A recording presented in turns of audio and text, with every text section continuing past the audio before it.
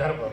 उस विदर्भ रीजन से मैं बिलोंग करता हूँ, बुल्ढाना डिस्ट्रिक्ट, खामगांव तहसील। और खामगांव से 17 किलोमीटर दूरी पे मेरा एक छोटा सा गांव है, हिंगना कारेगांव, जिस गांव की जनसंख्या 800 है।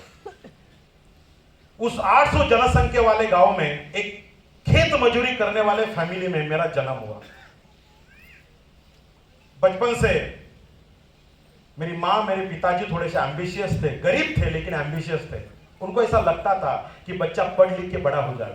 तो गांव में 7वीं कक्षा तक जिला परिषद की एक स्कूल हुआ करती थी, उसमें मुझे डाला गया। तो 1ली से 7वीं तक मुझे पढ़ाया गया, मैं पढ़ा, अच्छे मार्क्स से पास हुआ।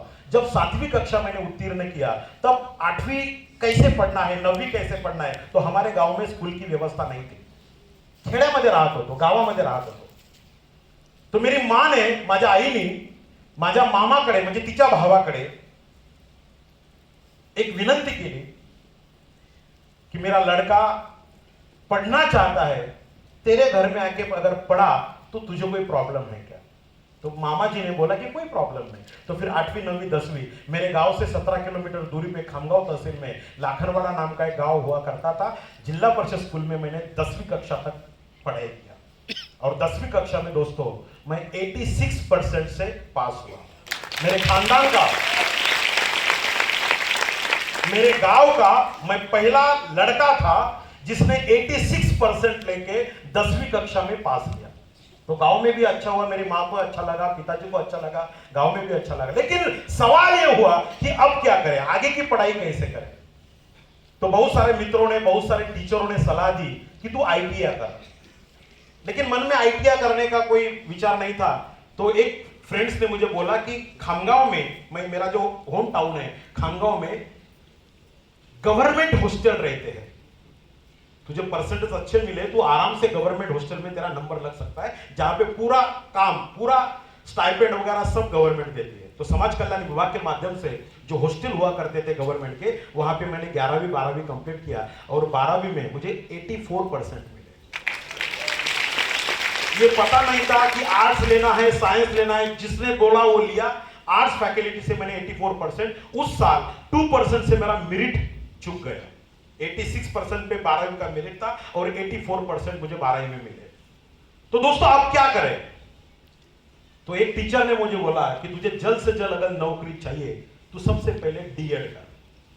तो मेरे लाइफ का मैंने पहला क्वालिफिकेशन कंप्लीट किया, HSC के बाद मैंने डीएड किया। डीएड एक 2 साल का डिप्लोमा होता है महाराष्ट्र में, और डीएड के बाद फिर मैंने जिला परिषद में 3 साल तक प्राइमरी टीचर का जॉब किया।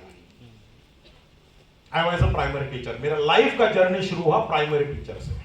परभनी जिला परिषद, पालम पंचायत समिति, आरखेड़ नाम का एक छोटा सा गांव, उस गांव में मेरा पहला ज्वाइनिंग हुआ और मैं प्राइमरी टीचर बोल के 3 साल तक मैंने वहां पे जॉब किया। लेकिन जब मैं जॉब पे जाता था तो मुझे लगता था कि और पढ़ना चाहिए, और लिखना चाहिए, और बड़ा बनना चाहिए। तो पढ़ने लिखने से ही आदमी बड़ा बनता है, ये मन में था, मस्तिष्क में यही विचार था। तो फिर उसके बाद मैंने BA कंप्लीट किया एक्सटर्नल, और मेरा बीएड को नंबर लग गया। बीएड 1 साल का डिप्लोमा होता है, मैंने बीएड कंप्लीट किया और बीएड के बाद एक शिक्षण संस्था में मैंने माध्यमिक शिक्षक का जॉब शुरू किया। 4 साल तक मैंने माध्यमिक शिक्षक का जॉब किया। 8वीं 9वीं 10वीं को मैं पढ़ाता था। प्राइमरी टीचर से थोड़ा सा ज्यादा इनकम, ज्यादा पगार मिलता था, लेकिन वहां पे भी मैं समाधान नहीं था। मुझे ऐसा लगता कि और पढ़ना चाहिए। उसके बाद फिर मैंने MA साइकोलॉजी किया, फिर MA सोशियोलॉजी किया। मैं 2 सब्जेक्ट में PG हूं, पोस्ट ग्रेजुएट हूं। साइकोलॉजी में मैं गोल्ड मेडलिस्ट हूं।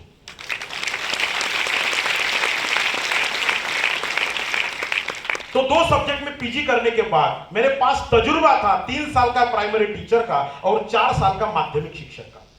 तो 7 साल के अनुभव के तजुर्बे के अनुसार मेरा एमएड को नंबर लग गया, मास्टर इन एजुकेशन, जो हाईएस्ट डिग्री होता है एजुकेशन फील्ड का। फिर मैंने एमएड कंप्लीट किया और एमएड कंप्लीट करने के बाद जिला शिक्षण प्रशिक्षण संस्था जो डाइट होता है, उस डाइट में मैं as a lecturer, as a अधिव्याख्याता बोल के मेरा तीसरा जॉब मैंने शुरू किया, जो बहुत बड़ा जॉब था। तो लेक्चरर बन गया। अभी डीएड बीएड को बच्चों को मैं पढ़ाता था। जहां पे प्राइमरी टीचर का कोर्स हुआ करता था, उस डायट कॉलेज में मैं एज ए अधिव्यक्ता बोल के जॉब करने लगा। अच्छी खासी जिंदगी चल रही थी दोस्तों। उसके बाद फिर मैंने एमफिल कंप्लीट किया, master in philosophy, pet exam पास किया, पीएचडी का रजिस्ट्रेशन किया और पीएचडी का काम मैंने शुरू किया इसी मुंबई यूनिवर्सिटी से। सोशियोलॉजी डिपार्टमेंट में, अपने विद्यापीठ में, मुंबई विद्यापीठ में मेरे गुरु हुआ करते थे जिनका नाम था डॉक्टर दामोदर बालकृष्ण भिंगारकर। नगर डिस्ट्रिक्ट में श्रीगोंदा तहसील है, उसमें भिंगार नाम का एक छोटा सा गांव है और वहां के वो रहने वाले थे। अपने मुंबई यूनिवर्सिटी में सोशियोलॉजी के head of the department HOD थे और उनके गाइडलाइन से मैंने पीएचडी का काम शुरू किया। माझा पीएचडीचा टॉपिक होता, विषय होता वारकरी संप्रदायात संत जनाबाईचं योगदान। मेरा जॉब परभनी डिस्ट्रिक्ट में था। परभनी डिस्ट्रिक्ट में गंगाखेड़ नाम का एक गांव है, तहसील है, जहां पे संत जनाबाई एक कवयित्री, एक साहित्यिक, एक संत संप्रदाय की बड़ी भक्त हुआ करती थी। जब मैंने उसके अभंग पढ़ना शुरू किया, मराठी के अभंग थे, मला तिची अभंगाची तऱ्हा थोडीशी वेगळी वाटली। आतापर्यंत जेवढे पण अनुयायी झाले त्यांनी आपल्या महामानवांच्या, महापुरुषांची स्तुतीच केली। लेकिन आप अगर जनाबाई का स्टडी करोगे तो जनाबाई ने अपने अभंग में, अपने ओवी में भगवंताला शिव्या दिल्या। एवढा मोठा विद्रोह त्या काळामध्ये